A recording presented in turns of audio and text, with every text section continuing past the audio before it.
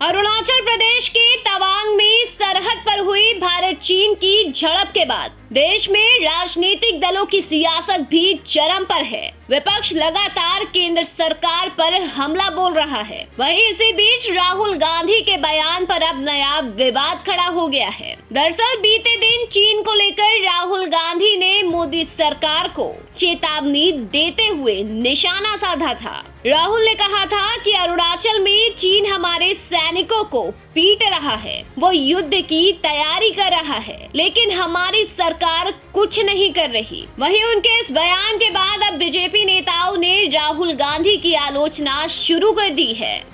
जो हमारे जवानों को अरुणाचल प्रदेश में पीट रहे हैं, उनका पूरा प्रिपरेशन चल रहा है।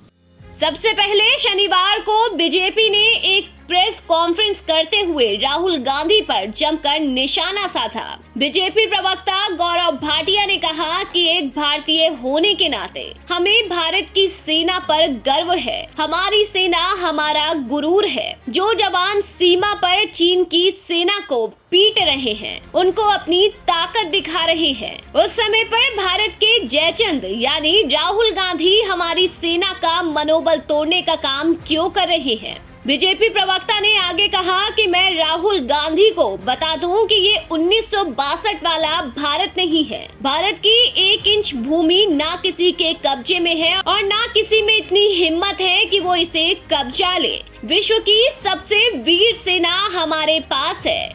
कूटनीतिक तौर पर हम सक्षम हैं। ऐसे में ये संभव ही नहीं है कि कोई हमारी 1 इंच भी भूमि कब्जा ले। जब जब सेना अपना पराक्रम दिखलाती है तो देशवासियों की छाती 56 इंच की हो जाती है। लेकिन दर्द तब होता है जो दुश्मन देश का होता है और राहुल गांधी व कांग्रेस पार्टी का होता है। वहीं इस बारे में बीजेपी के राष्ट्रीय प्रवक्ता राज्यवर्धन राठौड़ ने भी अपनी प्रतिक्रिया दी है। उन्होंने कहा कि जब चीन हमारी सीमा के अंदर आया तो राहुल गांधी के नाना सो रहे थे। राहुल गांधी जानते हैं कि चीन क्या करने जा रहा है। राजीव गांधी प्रतिष्ठान के लिए चीन की कम्युनिस्ट पार्टी से गांधी परिवार को 135 करोड़ रुपए का चंदा मिला।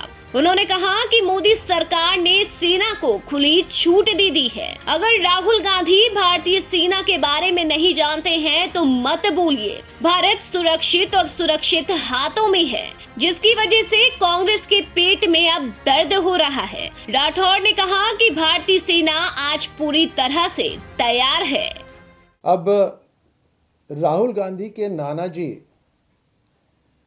जो सो रहे थे और सोते सोते उन्होंने भारत का 37,000 स्क्वायर किलोमीटर गंवा दिया चाइना को, तो उसके बाद राहुल गांधी जी को लगा कि उनकी जो मित्रता है, प्रेम भावना है, वो चाइना के साथ बहुत नजदीक होनी चाहिए। और अब इतनी नजदीकी उन्होंने कर ली है कि चाइना क्या करने वाला है वो राहुल गांधी को पता होता है।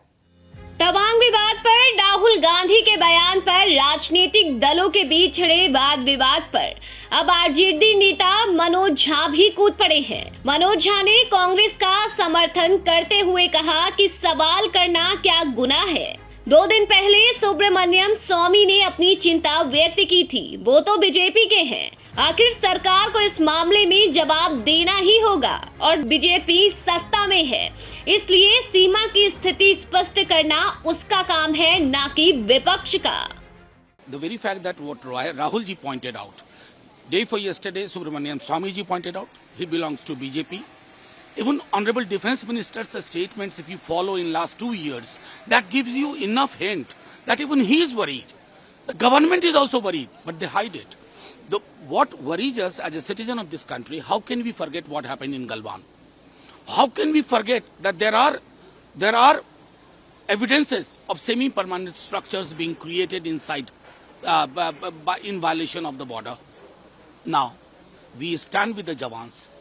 वहीं दूसरी ओर इस मामले में राजनीतिक दल लगातार एक दूसरे पर वार पलटवार कर रहे हैं। हालांकि राहुल गांधी के बयान पर रक्षा विशेषज्ञ प्रफुल्ल बख्शी ने कहा कि ये एक राजनीतिक वक्तव्य है, लेकिन ये सच्चाई नहीं है। पीएलए के सिपाहियों ने हमारे जवानों को नहीं मारा, बल्कि हमारी सेना ने चीन की सेना को खदेड़ दिया।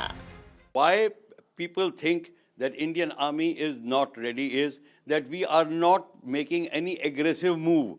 We are only reacting to the violation of our border, which is our policy, and we are following it. So I don't know what Mr. Rahul Gandhi says or not. That is not my concern. My concern is that Indian armed forces are more than ready. They have already pushed them back three times. They'll push them back more. गौरतलब है कि 9 दिसंबर को अरुणाचल के तवांग क्षेत्र में भारत चीन सैनिकों की झड़प की खबर सामने आई थी, जिसके बाद से विपक्ष सरकार पर लगातार निशाना साध रहा है। बहरहाल राजनीतिक दलों के बीच छिड़ा बयानों का ये प्रहार कब शांत होगा, ये तो वक्त बताएगा। हालांकि राहुल गांधी के बयान पर आपका क्या कहना है, हमें कमेंट के जरिए जरूर बताएं। साथ ही देश और दुनिया की ऐसी ही खबरें देखने के लिए हमारे चैनल को सब्सक्राइब करें और बेल आइकन दबाना बिल्कुल न भूलें।